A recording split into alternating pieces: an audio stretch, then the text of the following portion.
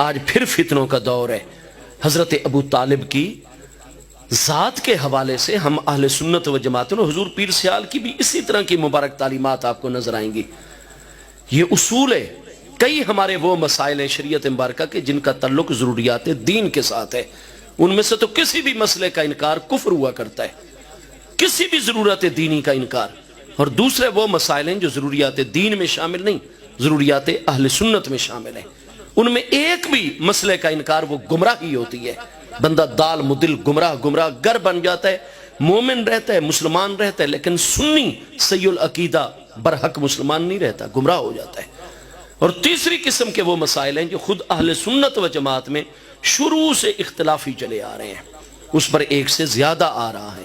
فقہیات اور عملی مسائل کے اندر جیسا کہ سیاہ خطاب کا مسئلہ ہے، آپ حضرات اہل بیت اطہار کی کریم ہستیوں کو، صحابہ کرام کی مبارک ہستیوں کو دیکھیں گے، ایک جماعت اس کی قائل ہے، ایک جماعت انکاری ہے، دونوں کے پاس دلائل موجود ہیں، شروع سے مسئلہ اختلافی ہو گیا۔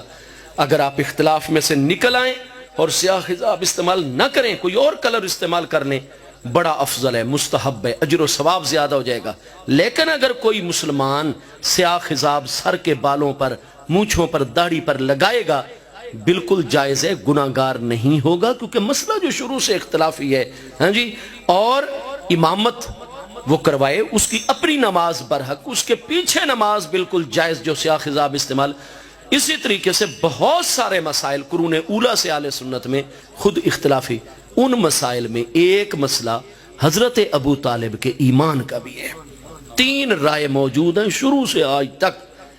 ہم اہل سنت و جماعت میں بہت بڑے علماء کی ایک جماعت ایسی ہے جو آپ کے بارے میں توقف کرتے ہیں، وہ جب بھی آپ کا نام لیں گے ادب احترام پروٹوکول کے ساتھ، حضرت ابو طالب، جناب ابو طالب، آپ کا جب بھی ذکر کریں گے آپ کی خدمات کا ذکر کریں گے، آپ کی اچھائیوں کا ذکر، جو آپ نے محبوب کی خدمت کی، اسلام کی خدمت کی، محبوب کے صحابہ کرام کی خدمت کی، آپ کی خدمات کا ذکر کریں گے بڑے آسان طریقے پر۔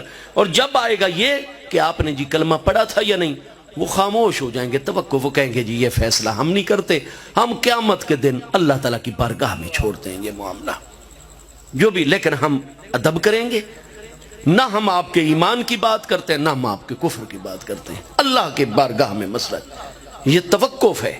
اور یہ خود اہل سنت میں ایک جماعت ہر دور میں موجود ہے۔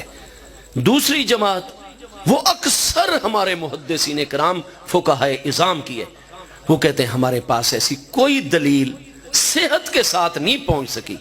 یہ نہیں کہ ان کو خدا نہ خواستہ کوئی عداوت ہے، جیسے آج کل ہمارے کئی پیارے بھائی اور فاضل عزیز سٹیجوں پر بیٹھ کر کبھی امام بخاری علیہ رحمت جیسی کریم ہستی کے خلاف، کبھی امام مسلم جیسی ہستی کے خلاف، کبھی امام ترمذی جیسی ہستی کے خلاف، کبھی اعلیٰ حضرت فاضل بریلوی علیہ رحمت کے خلاف، کبھی کسی ہستی، کبھی کسی ہستی۔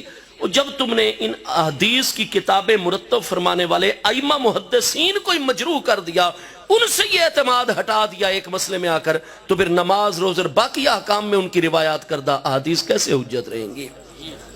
آپ تو پوری امت کا بیڑا ہی غرق کرنے پر تلے ہوئے ہیں میرے عزیزوں۔ حضور پیر سیال کی بھی اسی طریقے سے محبت والی تعلیم ہے، نہیں، کیونکہ ایک پوری جماعت، اور وہ معذور ہے اپنی جگہ پر، وہ فرماتے ہیں لے آؤ ہمارے سامنے کوئی قطعی دلیل جس کی وجہ سے ہم ان ساری ظنیات کو ترک کر دیں اور اس قطعی دلیل پر عمل کریں۔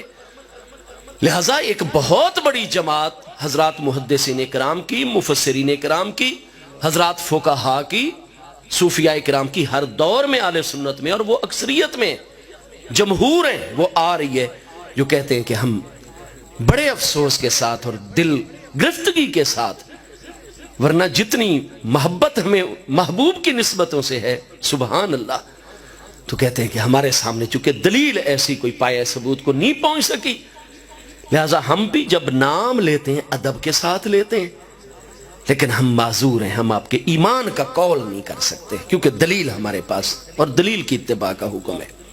اور ایک قلیل جماعت، اقل قلیل، ہر دور میں ہم اہل سنت میں، اور ان میں حضور شیخ الاسلام غریب نواز بھی شامل ہیں، وہ یہ فرماتے ہیں کہ بھائی آپ ان دلیلوں کو مانو یا نہ مانو، ہمارے اصولوں پر یہ دلیل بالکل ثابت ہو چکی ہے، اور جو عدم ایمان کی روایات ہیں ان میں فلاں تعویل جاری ہوتی ہے، فلاں تعویل جاری ہوتی ہے، فلاں تعویل بالکل شرعی اصولوں وہ مؤول ہیں ساری کی ساری، کئی صحت کو نہیں پہنچی، کئی مؤول ہیں.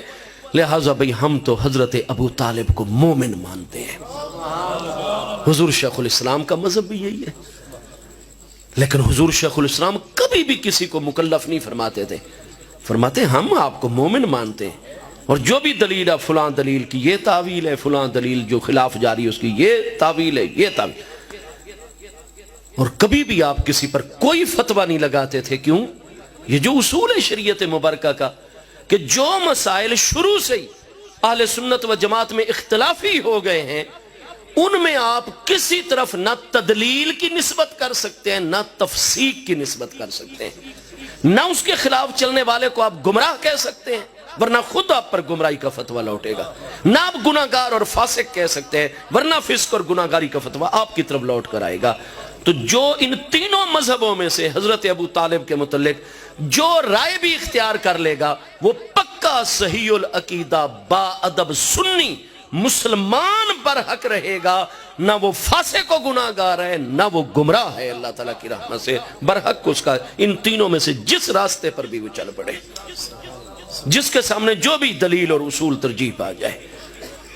اعلیٰ حضرت فاضل بریلوی حضرت ابو طالب کے ایمان کے قائل نہیں ہیں لیکن وہ ادب بھی پورا کرتے ہیں، دعائیہ کلمات نہیں کہتے لیکن جب نام لیتے ہیں احترام کے ساتھ.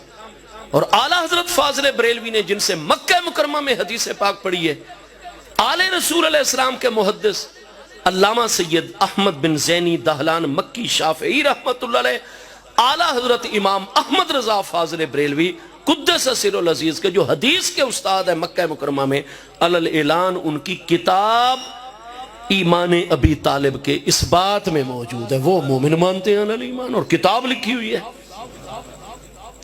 ہاں جی، ان کی کتاب کا نام ہے اصل المطالب فی ایمان ابی طالب. اعلیٰ حضرت کی عدم ایمان پر کتاب ہے اصح المطالب فی ایمان ابی طالب. اب استاد کا مذہب ہے کہ حضرت ابو طالب مومن ہے، آپ نے کلمہ پڑھا ہے، شاگرد کا مذہب ہے کہ نہیں جی میرے نزدیک ثابت نہیں ہے. ان کا موقف بھی اپنی جگہ ٹھیک ہے، ان کا موقف بھی اپنی جگہ ٹھیک ہے. تو اس لیے میرے بھائی گزارش میں یہ کروں گا آج کا نہیں جی جب یہ اختلاف آ گیا، جیسے آج کل اہل تشیع حضرات کئی ہمارے نوجوانوں کو پٹی پڑھاتے ہیں، نہیں جی اگر ایک طرف حق ہے تو دوسری طرف ضروری باطل ہوگا، آپ حق باطل کو ملا رہے ہیں. قرآن فرماتا ہے لا تلبسوا الحق بالباطل وتکتموا الحق وانتم تعلمون، حق باطل کو گڈمڈ نہ کرو. ہم ان سے ایک ہی مسئلہ خود شیعہ اصول پر ان کی کتابوں میں سے سوال کرتے ہیں کہ حضرت خضر علیہ السلام کے متعلق تمہارا کیا قول ہے؟ اہل تشیع میں یہ دونوں قول موجود ہیں. بعضوں کے نزدیک آپ اللہ کے برحق نبی علیہ السلام ہیں، بعض کے نزدیک آپ کی نبوت سے وہ کہتے ہیں ولی کامل ہیں. غیر نبی کو نبی ماننا کفر ہے یا نہیں ہے؟ اور نبی ہو تو اس کو نبی نہ ماننا، جو نبی نہ مانے گا نبی کو وہ کافر ہو جائے گا یا نہیں ہو جائے گا؟ حضرت خضر علیہ السلام کے بارے میں کوئی ولی مانے نبی مانے کیوں کافر نہیں ہوتا؟ بتائیے ہمیں. حضور پیر سیال بھی یہی پیاری دلیلیں دیتے ہیں. ہاں جی، ہم تو خضر علیہ السلام کو اللہ کا نبی مانتے ہیں کیونکہ یہی مرجع قول ہے، محقق مذہب ہے.